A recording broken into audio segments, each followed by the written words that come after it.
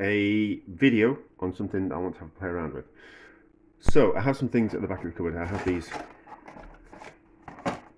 cannelloni. I want to say cannolis, but we have these. I want to do a pasta dish. Instead of them lying flat, I want them to stand up and do lots of them all next to each other in a mould. Fill them and then pour white sauce over the top of it, type of thing. So I haven't got a thing, hang on. Here we go, this is what I wanted. So, springform tin, stand those up in there like that. Do more. I'm going to have to build up the, as you can see, I'm going to have to build up the edges with a bit of foil and some baking parchment. But I want to put those in there like that, fill them with filling, and then pour over the top of it and down all the cracks like a white sauce. So I'm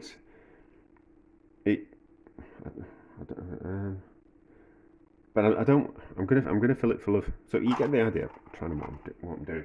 I'm stumbling my way through this as always. So, but what I want to do is I'm going to fill the cannelloni with not like a tomato sauce based ragu. I want to do like what I would call a cottage pie filling. So mince carrots, onions and celery, and then thicken slightly with a bit of gravy granules. So I don't want a tomato, it's not going to be a tomato one, it's going to be more along like halfway in between a pasta bake and a cottage pie type of thing. And also that kind of falls in with, I was watching something about, obviously tomatoes came from South America, so the Roman Empire didn't have any tomatoes until whenever they discovered tomatoes. I can't remember when it was.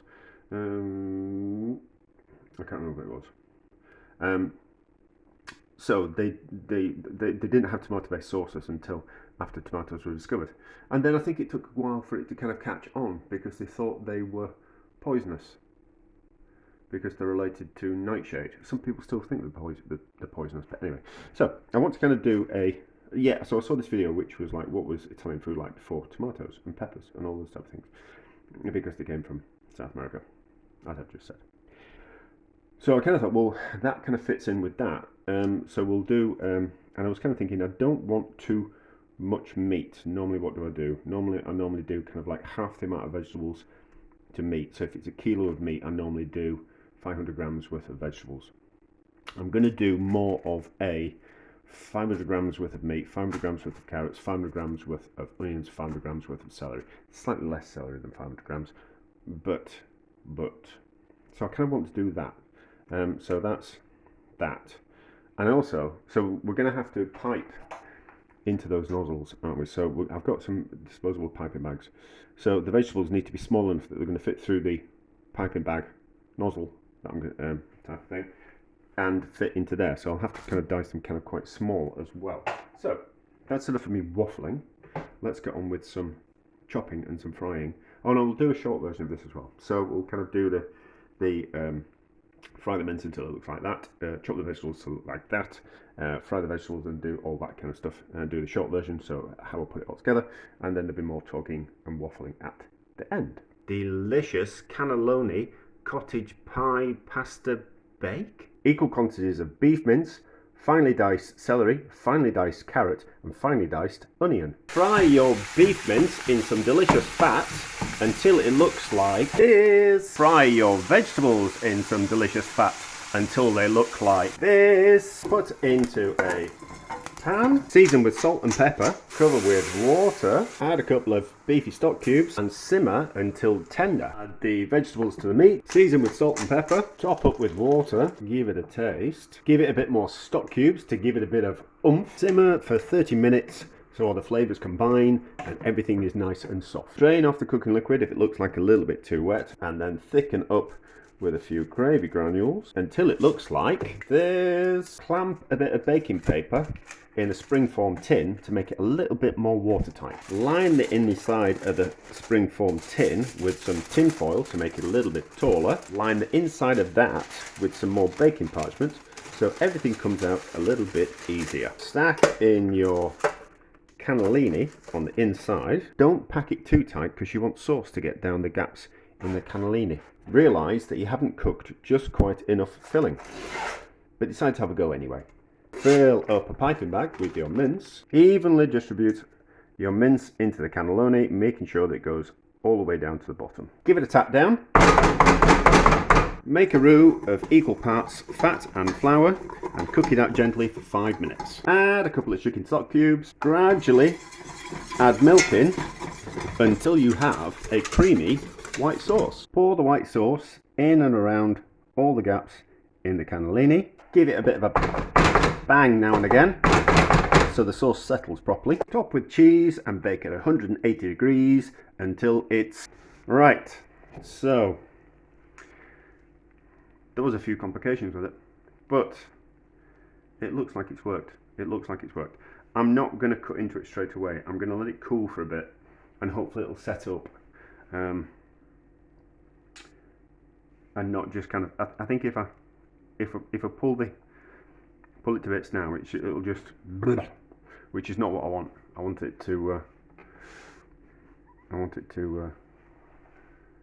stay together. But we can't see. It's very tall, and I think it will probably fall to bits. Probably. But we'll see. We'll see. We might just have to let it almost go cold. We'll see. But the white sauce might have concentrated and hold it together, and the pasta might have cemented itself together. But we'll kind of see. So we'll give it 15 minutes, something like that, and then we'll open it and have a look. Let's break into this and see. So it's still hot.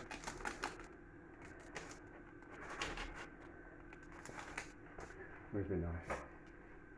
Just tease it away from the edge.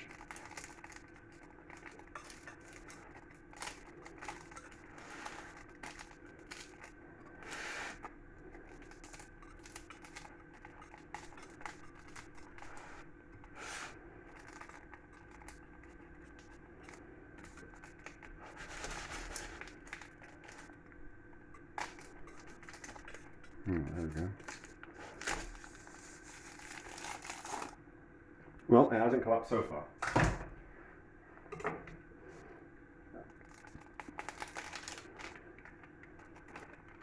I think we're going to be lucky. Well, no. Let's call it skill, eh? Through my skill, this has worked.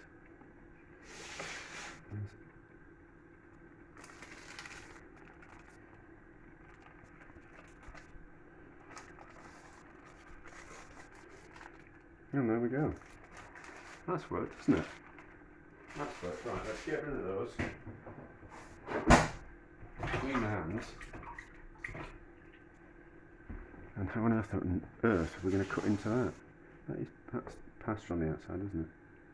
It's not paper. No, it's pasta on the outside. Okay, that's fine. Right, so. Let's cut into this. Hang on, pause. Right, so, scissors first. I did have some scissors.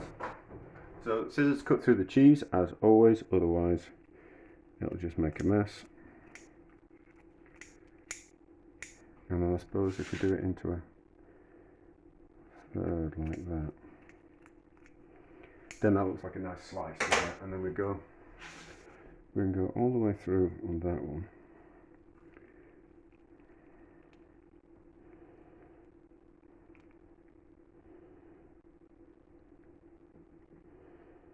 Be careful to cut through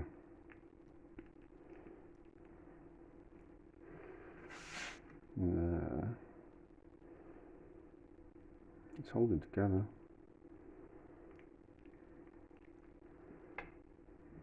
Now, when I'm somewhere safe, because we might need it again, and then let's get a plate.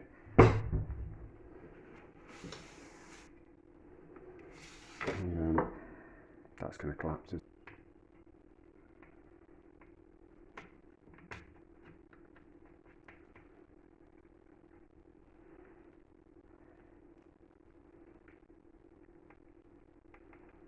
Ooh, ooh, ooh, ooh, ooh, slightly falling to bits.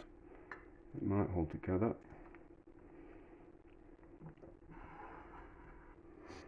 Right. Right, so it's kind of still holding together. It's kind of still holding together. How does it taste? How does it taste?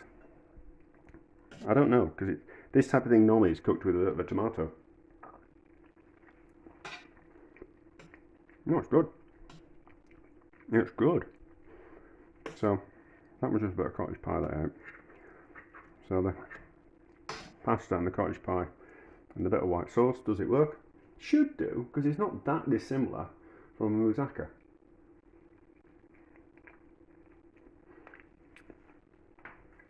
That's good as that.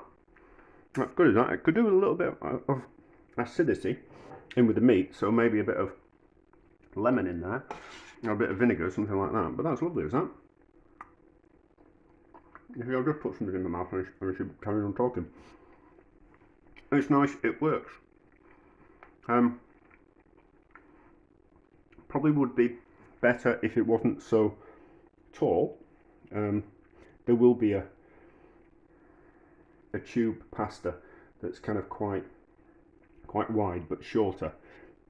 There will be, because there's every shape under the sun in pasta. But that works, and it was a good way of using up that bit of cannelloni I had. But anyway, yeah, so it works. It's tasty, therefore it's a success.